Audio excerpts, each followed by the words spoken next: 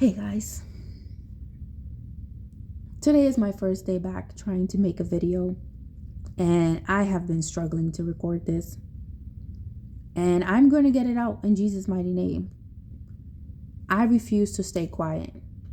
I refuse to let the enemy have my voice, and I refuse to let the affliction of this time knock me down, because I know that He who lives within me is greater than he who is of the world. So I'm going to keep doing what God has called me to do and be your big sister in Christ and encourage you with some scripture that the Lord has been highlighting to me. Okay. And so today we're going to be in Genesis chapter 16. This scripture, as I've studied it out, has really helped me have the right perspective of how to address this affliction period and some of the things that we should avoid while we're in this. Okay. And so Genesis chapter 16 is the story of Sarai and Hagar. And just a summary, because I'm sure many of you probably know this story since it's a popular one. Sarai and Abram, because they haven't become Sarah and Abraham yet. So Sarai and Abram were given a promise by God to birth a son. And time has passed since that promise, and they have not seen any fulfillment of it. And so Sarai, in her impatience, decides to hand over her mistress, her maidservant, Hagar, to her husband so that Hagar can birth them a son. But after Hagar becomes pregnant, she looks to her maidservant. Sarai looks to her maidservant Hagar in contempt, which means she was jealous of her. She was angry, right? And so she ends up dealing harshly with Hagar to the point that Hagar runs away. And so we're going to start reading from verse 7 in Genesis chapter 16. If you guys want to follow along with me, I'm reading out of the ESV version, okay? And so it says, the angel of the Lord found her by a spring of water in the wilderness, the spring on the way to Shur. And he said, Hagar, servant of Sarai, where have you come from and where are you going? She said, I am fleeing from my mistress Sarai. The angel of the Lord said to her, return to your mistress and submit to her. The angel of the Lord also said to her, I will surely multiply your offspring so that they cannot be numbered for multitude. And the angel of the Lord said to her, behold, you are pregnant and shall bear a son, and you shall call his name Ishmael, because the Lord has listened to your affliction. So in my Bible, the little footnote says that Ishmael actually means God hears. Okay, and so God does everything with purpose. So let's keep going. It says, he shall be a wild donkey of a man, his hand against everyone, and everyone's hand against him, and he shall dwell over against all his kinsmen. So she called the name of the Lord who spoke to her, you are a God of seeing. And I believe that in some translations it says El Roy. For she said, truly here I have seen him who looks after me. Therefore the well was called Beer Laharoi. It lies between Kadesh and Bered. And Hagar bore Abram a son, and Abram called the name of his son, whom Hagar bore, Ishmael. Abram and was 86 years old when Hagar bore Ishmael to Abram. And so as I studied this scripture, there were a couple things that I wanted us to keep in mind while we're walking through this time of affliction. Number one, no matter how long you've been waiting for that promise, and no matter how impossible it may seem, do not take matters into your own hands because of impatience. We see that when Sarai tried to bring it to pass in her own understanding, it only led to further pain. She did not receive that satisfaction she was hoping to get by taking matters into her own hands. So let us learn from her and continue to wait on God to do what he said he is going to do in your life. Because we read later on that God did fulfill his promise. So don't put a time frame on God.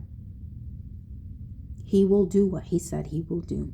And he has proven it time and time again, not only in the word, but in our lives. I can attest to that. And I'm sure that you guys probably have some testimonies where God has come through and done what he said he was going to do. So just know that if he's done it before, he can do it again. He does not change. Okay? So that's the first thing I wanted to point out. The second thing I wanted to point out, it says that when Hagar ran away, she was in a wilderness on her way to Shur. When I looked up what Shur means in Hebrew, it means a wall. And for me, when I read wall, I thought dead end. And as I think about this time of affliction that some of us have probably been in, it feels like that. We feel like Hagar, like we are walking in this wilderness and we're heading towards a dead end. Because everything that God promised us, right? All the things, everything is just shaken up. Everything is opposite to what God said. Everything is falling apart. And if you look up the name of Hagar, it actually means sojourner, forsaken, right? And a sojourner is someone who travels. And that's what it feels like during this period. Like we're just going through these motions with no real place of settlement or rest. And we feel like we've been forsaken or abandoned by God. But even in that position that Hagar was in, God met her there. He validated that he hears her and that he sees what she's going through. And he promised to bless her if she were to go back. And so what I got when I was reading this is that probably you feel like turning your back on the promise because the hardship is too much. Confronting what you see in the natural with faith is just too much right now. It's too much to stand in faith when you have all these things in front of you telling you that what you're believing in is impossible. But if you stay there, if you've already turned back, your back on it, if you return back to that in faith, know that God will meet you there. Okay? And if you haven't turned away yet, stand firm. Because God hears your cries. How you're asking him to intercede. God sees the affliction that you're going through. And I can testify to you that he sees and he hears. Yesterday was probably the hardest day for me. Because now it's not just impacting me. It's impacting those I love. And I was crying out to God because, you know, it's one thing to be strong in your own faith, but it's another to see those who aren't there yet in their faith feel the pain, right, of the waiting. And I was crying out to God, and I was just asking God, like, where are you? Like, God, I'm praying you intercede. And it's like, do you hear me? Do you hear my prayers? Do you see what I'm going through? And God is so faithful. God is so faithful. He told me bearings, right? And so if you guys don't know what bearings are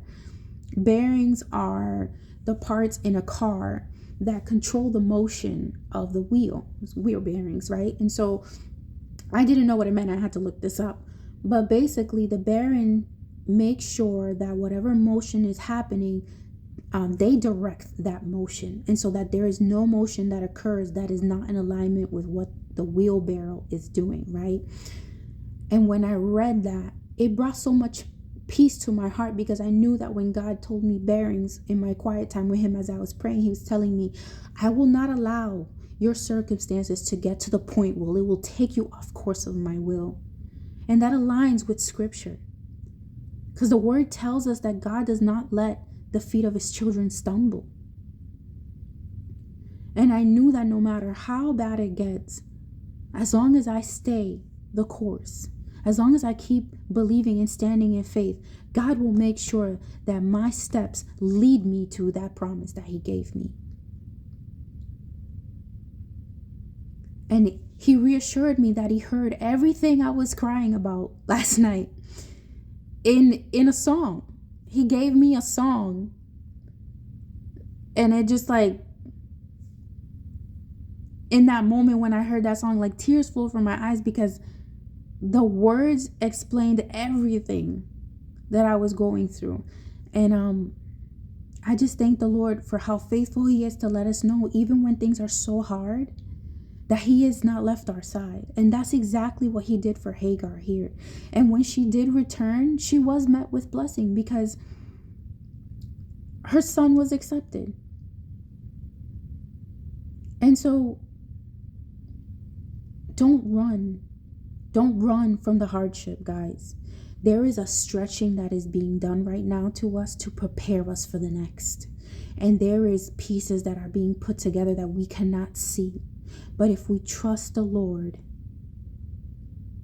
and lean with faith, guys, what is faith? What does Hebrews 11:1 tell us? Faith is the assurance of things hoped for, the evidence of things not seen.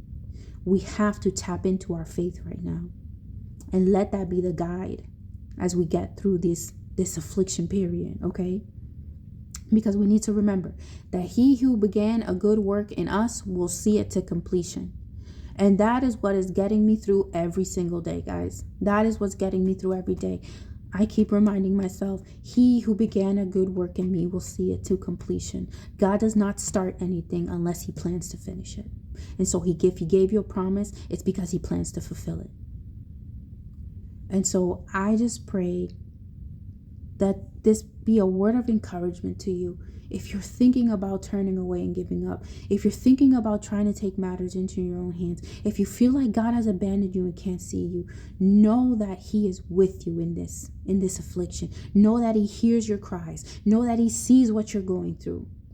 But that God's timing is perfect, and that we have to trust him by faith. We have to continue to tap in. Every time you get weary, it should be a reminder to you that you need to get in your secret place. If you're feeling weary, go spend time with, I'm telling you guys, I know it seems redundant. It's like, oh, that's all but that is the secret.